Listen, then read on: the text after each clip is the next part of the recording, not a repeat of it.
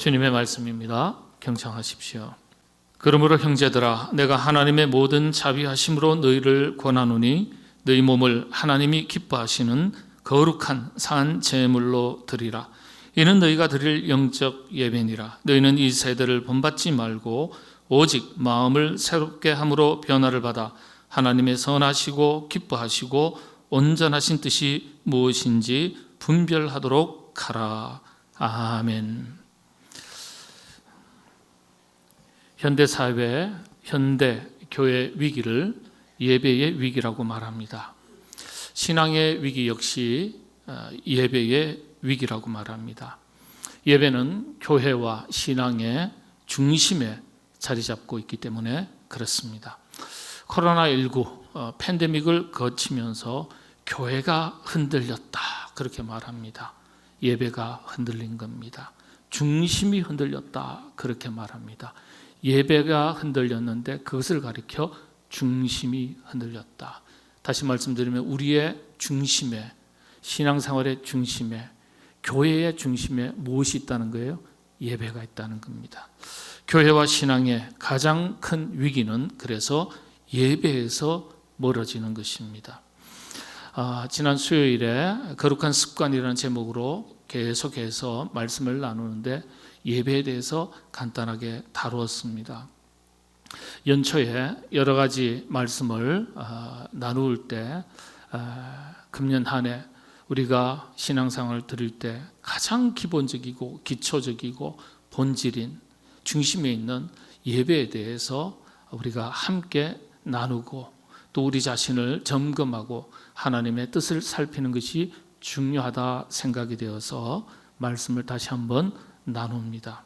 여러분들 이 말씀을 통해서 2026년 한 해 정말 우리가 하나님 앞에서 온전한 예배, 하나님께서 기뻐하시는 예배, 그런 예배의 삶에 승리하는 한 해가 되시기를 바랍니다.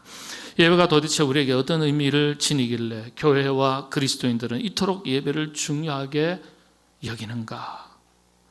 여러분, 왜 우리가 예배 드리죠?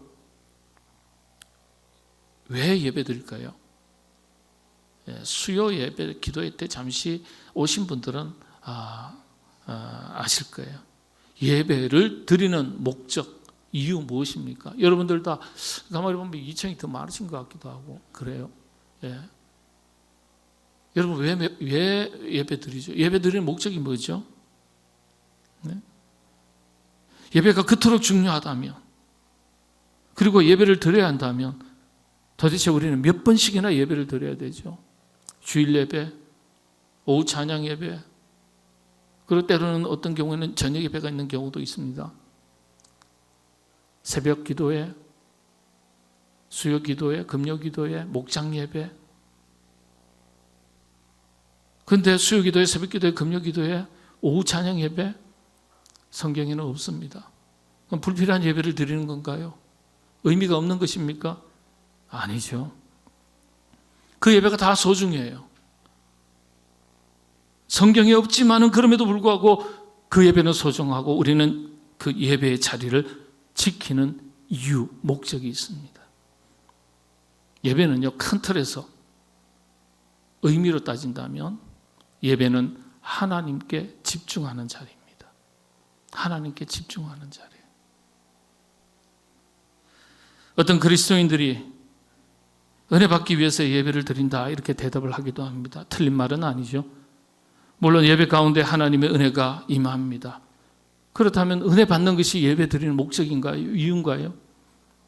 또 어떤 그리스도인들은 하나님의 뜻을 깨닫기 위해서 예배를 드립니다 이렇게 대답을 합니다.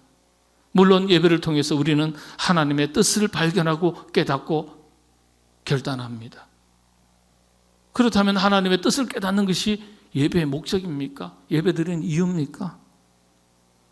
또 어떤 그리스도인들은 자신의 삶의 문제를 해결하기 위해서 예배를 드린다 이렇게 대답을 합니다. 물론 예배를 통해서 우리가 삶에 문제가 있을 때 고민거리가 있고 걱정거리가 있고 어떤 시련과 역경이 있을 때 그 문제가 해결되기 위해서 예배 자리에 나와서 하나님의 은혜를 도우심을 구합니다. 그리고 예배를 통해서 우리의 삶의 문제가 해결되는 은혜, 경험을, 체험을 하기도 합니다. 자, 그렇다면 우리의 삶의 문제를 해결하는 것이 예배 드리는 목적인가요? 사실 이 모든 것은 예배 가운데 일어날 수 있는 귀한 열매들입니다. 분명한 은혜들입니다. 그런데 그것들이 과연 예배의 참된 목적일까요? 아니면 예배를 통해서 따라오는 결과들일까요? 이 질문 앞에서 우리는요, 예배의 본질에 대해서 다시 한번 깊이 생각하지 않을 수가 없습니다. 왜 우리는 예배 드려야 하는가? 예배 드리는 진짜 참된 목적과 이유는 무엇인가? 오늘 본문 말씀에 그 해답이 있습니다. 첫 번째입니다. 너무나 뚜렷하고 너무나 명확하고 분명한 예배의 제1의 목적입니다. 첫 번째는요, 하나님께 영광을 돌리기 위함입니다. 이사야서 43장 21절 말씀에 이런 말씀이 있습니다. 이 백성은 너희가 나를 위하여 지었나니 나를 찬송하게 하려 함이니라. 아멘. 예배의 근본적인 목적은요, 하나님이 어떤 분이신지를 인정하고 높이는 것입니다. 예배는요, 우리를 위한 시간이기 이전에 하나님을 하나님 되게 하는 시간입니다. 이건 인간 창조의 목적과도 일치합니다. 여러분들 대부분 세례 받으셨죠? 세례 받기 전에 뭐 하죠? 일주일 전에 세례 문답을 합니다. 근데 그 세례 문답이요, 웨스트민스터 신앙 고백을 질문과 대답으로 바꿔서 여러분들을 교육하고 그리고 세례 문답을 합니다. 웨스트민스터 신앙 고백, 우리가 믿는 바 믿음의 모든 내용들을 다 압축해서 정리했는데 질문과 대답으로 만들었습니다. 여기 보면요, 서두에요, 인간은 하나님의 영광을 위해 지음받은 존재다. 명확하게 분명하게 기록하고 있습니다. 우리 인간은 하나님의 영광을 위해 지음받은 존재다. 그래서 하나님께 영광을 돌리기 위한 일체의 행위가 예배예요. 예배의 가장 분명한 첫 번째 목적 이유입니다.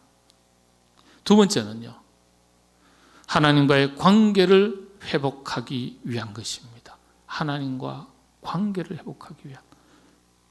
인간이 죄를 범하고 타락한 이후에 하나님과 우리와의 관계는 단절되거나 파괴되었습니다.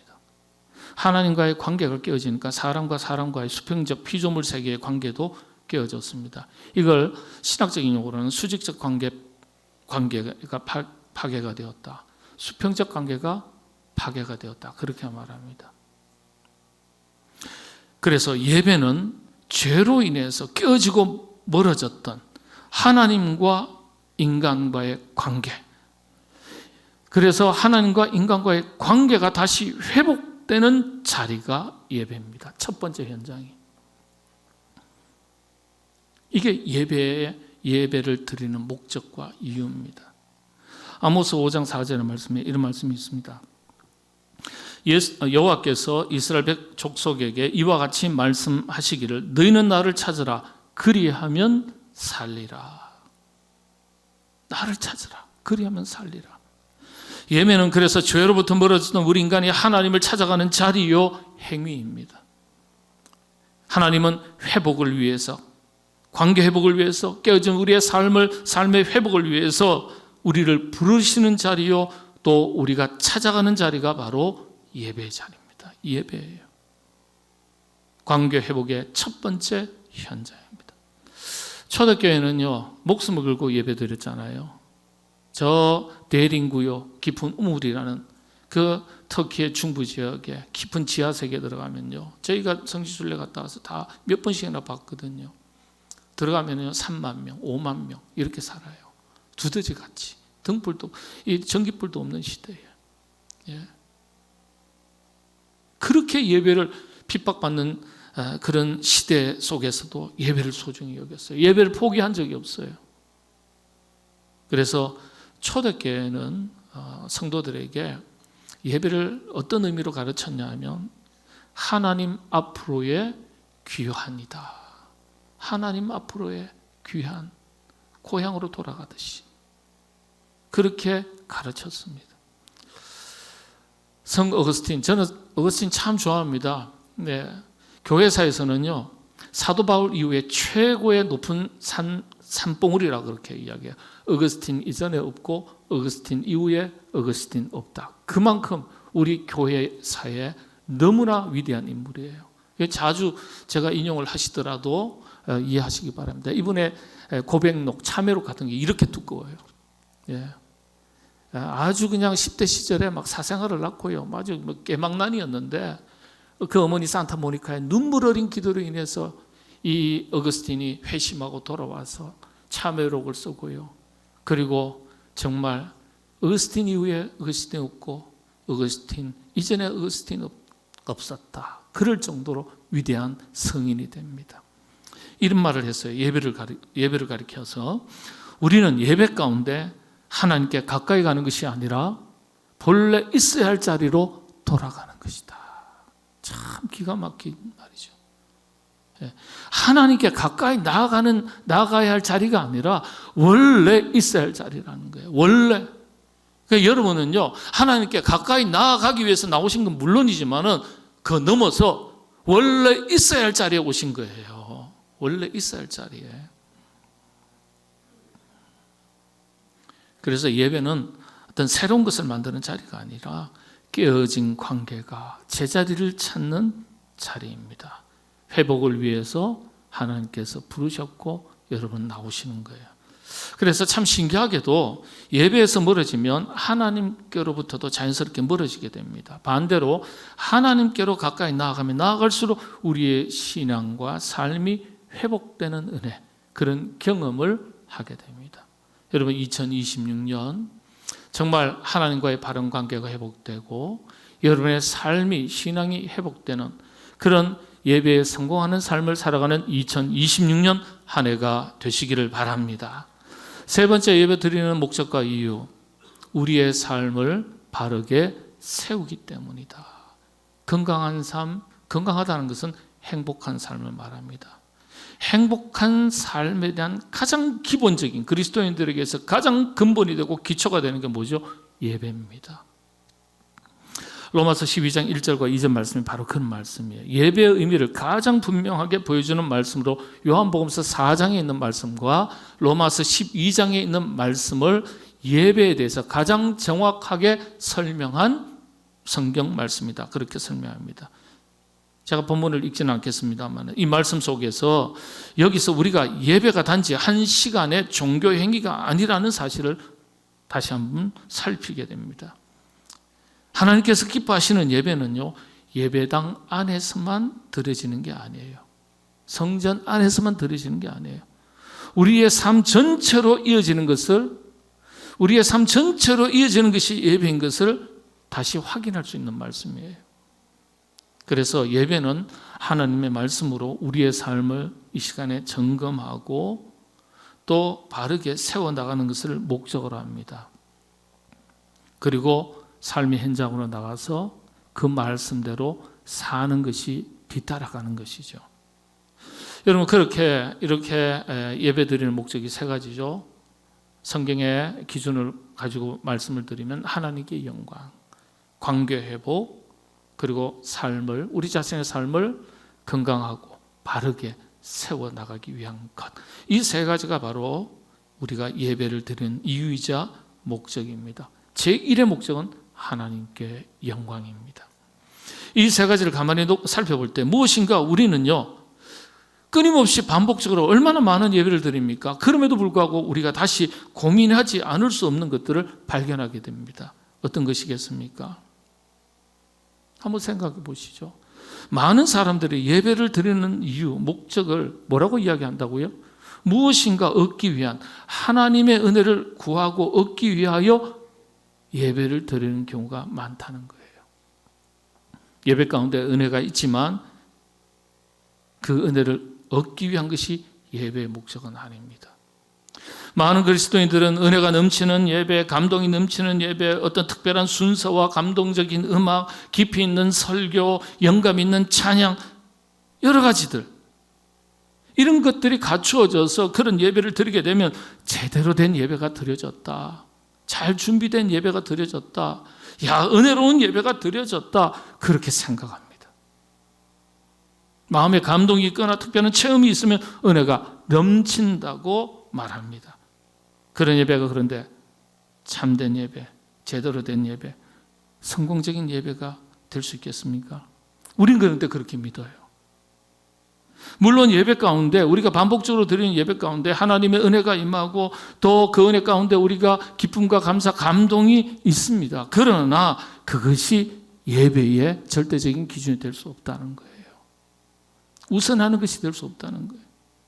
성경은 분명하게 말합니다. 참된 예배는 무엇을 얻기 위한 예배가 아니라 하나님을 오직 경배하기 위한 예배라는 거예요. 그래서 우리가 주의할 것은 은혜 받는 것에 자꾸 집중하면 집중할수록 우리의 예배는요, 무엇인가 얻는 것에 더 깊이 빠져든다는 사실입니다.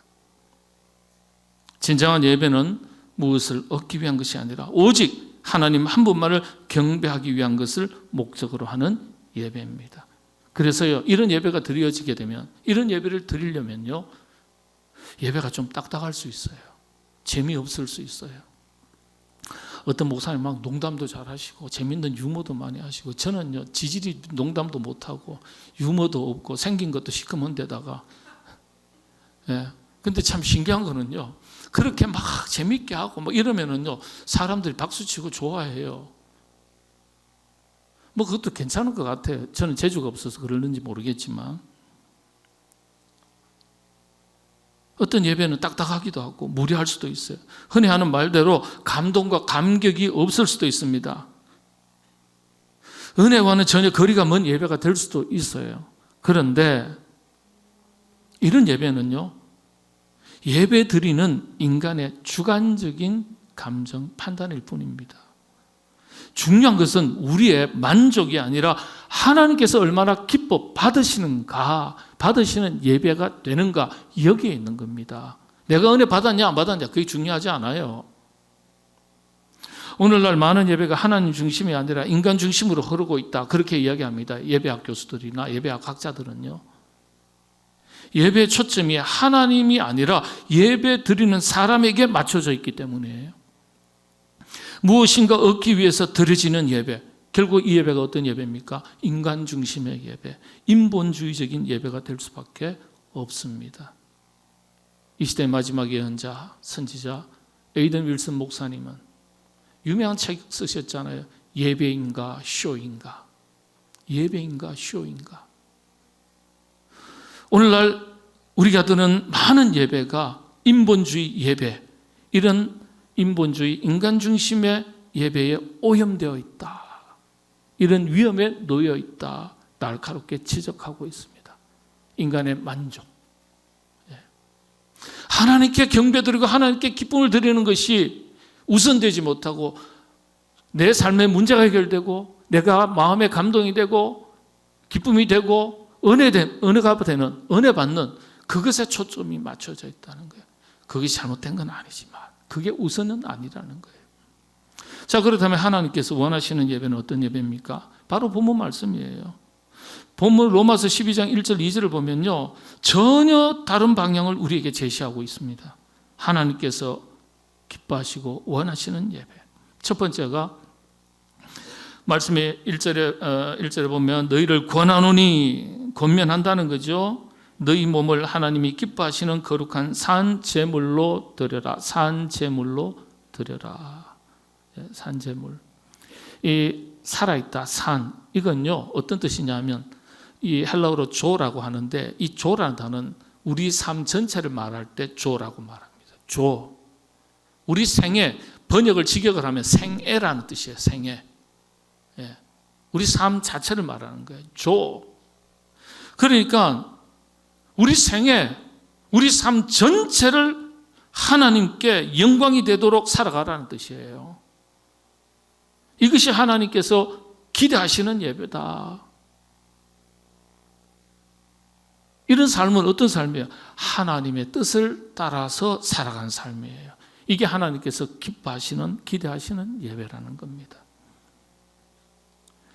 그리고 너희 몸을 그랬지 않습니까? 비슷한 말이죠. 재물이나 아니면 몸이나 몸을 가지고 재물로 사용하는 거니까. 근데 서로 연결되어 있는 단어인데 너희 몸, 헬라어로 소조라고 말합니다. 비슷하죠? 생애, 삶 자체를 조라고 했는데 몸은 뭐라고요? 소조라고 합니다. 헬라어로. 육체를 말하는 거예요. 육체. 소조는 여러분 참 신기하게도 육체구나. 이게 육체가 무슨 뜻이지? 이러는데 우리의 행위, 행동을 말합니다. 조금 더 좁은 의미죠. 예. 우리의 구체적인 행동 하나하나, 행위 하나하나의 연합이 우리의 몸인데 몸으로 살아가는 수많은 행위, 곧 실천을 말합니다. 실천. 말씀을 행동으로 옮기는 것입니다. 말씀을 행동으로 옮기는 것. 이게 하나의 예배가 된다는 거예요. 동방교회, 오르스독스 교회에 아주 예배에 관한 참 너무나 유명한 격언 중에 하나가 있는데요. 하나님 앞에 드리는 최고의 예배는 하나님 뜻에 순종하는 삶이다. 여러분, 예배라는 것은 예전 예배, 다시 말하면 제의적인 성전 안에서 드리는 이 예배가 있습니다. 그리고 여러분의 삶의 현장에서 드리는 몸으로 하나님의 말씀을, 뜻을 행동으로 옮기는 것, 그건 어디에 있어 있죠? 여러분의 생활 속에 있는 거예요. 여러분의 삶인 겁니다. 그러니까 성전 밖에서 드려지는 예배, 삶의 예배가 있다는 뜻이에요. 이걸 흔히 기독교 윤리라고 말하죠. 기독교 윤리라는 것은요, 간단하게 요약을 하면 하나님의 뜻을 따라서 사는 것입니다. 신앙윤리와 생활윤리가 합쳐진 거예요. 우리의 행위의 기준, 삶의 기준을 어디에 맞춘 것입니까? 하나님의 말씀, 하나님의 뜻에 맞추는 것을 말하죠. 하나님의 뜻을 따라서 구체적으로 삶으로 실천하는 것, 이걸 가리켜 삶의 예배라고 말합니다. 이건 뭐 벌써 널리 알려진 용어예요. 삶의 예배. 유독 우리 이제 한국 사회에서 이 용어가 널리 알려진 때는 우리 주기철 목사님의 손자 되시는 주승준 목사님께서 이 예배학 교수거든요. 삶의 예배라고 이 본문 말씀 가지고 아주 글을 쓰셨어요. 그러면서 이 용어가 널리 알려지게 됐습니다. 삶의 예배. 그 다음 마지막으로 세 번째, 하나님께서 기뻐하시는, 요구하시는 예배가 세 번째 기준은 하나님이 기뻐하시는 제사, 하나님께서 기뻐하시는 예배. 이 삶의 기준은 단 하나죠. 하나님이 기뻐하시는가 아닌가, 하나님께서 영광 받으시는가 아닌가. 그래서 성전 안에서 드리는 예배와 성전 밖에서의 삶은 분리될 수가 없습니다. 삶이 예배로 이어지고 드려진 예배를 통해서 그 예배 하나님의 뜻을 살피고 점검하고 그 말씀을 붙들고 다시 삶으로 이어지는 것. 예배와 삶이 일치될 때 하나님께서 기뻐하시는 예전 예배가 되는 거예요. 성전 안에서의 예배가 되고 또 성전 안에서만이 아니라 성전 밖에서 드리는 삶의 예배도 하나님께서 기뻐 받으시는 예배가 되는 겁니다. 그래서 우리는요, 예배를 무엇인가 얻기 위한 자리로만 인식해서는 안 되죠. 하나님께서 기뻐하시는 삶, 그 삶 자체가 산 제물, 산 제사가 되는데, 그리고 그런 삶을 가지고 드린 예전 성전 예배가 되면 하나님은요, 우리에게 굳이 은혜를 구하지 않아도 은혜 주시지 않겠습니까? 하나님은 그 뜻대로 행하는 자에게 은혜 주시는 거예요. 하나님 그 뜻대로 행해야 우리의 예배도 기뻐 받으시고 은혜도 주시는 겁니다. 말씀을 마칩니다. 2026년 이런 성전 예배 그리고 삶의 예배, 하나님께서 기뻐 받으시는 예배가 드려지는 한 해가 되시기를 바랍니다. 예배를 회복하시기를 바랍니다. 성전 예배 중요한 겁니다. 삶의 현장에서 말씀대로 살아가는 것도 중요합니다. 예배를 가까이 하시기를 바랍니다. 예배 드린 것을 가지고 힘써 살아가시게 되기를 바랍니다. 열심히 하나님의 뜻을 따라서 살아온 삶의 내용을 가지고 하나님 앞에 나오셔서 예배 드리시게 되기를 바랍니다. 그리고 오늘 이 예배를 통해서 하나님의 뜻을 깨달은 것을 가지고 여러분의 삶의 현장에 가서 힘써 살아내시기를 바랍니다. 온전한 예배 승리하는 모든 성도님들 다 되시기를 주님의 이름으로 축복합니다. 기도하겠습니다. 2026년 하나님께서 참으로 기뻐하시는 온전한 예배가 드려지는 이 한 해가 되게 하여 주옵소서. 하나님, 예배를 가로막고 예배의 자리를 멀리 떠나게 하는 세상의 모든 것으로부터 우리를 지켜주시고 주님을 찾는 자리를, 예배의 자리를 더욱더 뜨겁게 사모하는 마음을 우리에게 부어 주시옵소서. 예배에 모두 성공하되 성전 안에서의 성전 예배도 힘써드리게 하시고, 또한 삶 속에서 하나님의 뜻을 실천해서 우리의 삶 자체가 하나님께서 기뻐 받으시는 삶의 예배가 되게 하여 주시옵소서. 예수님의 이름으로 기도하옵나이다. 아멘.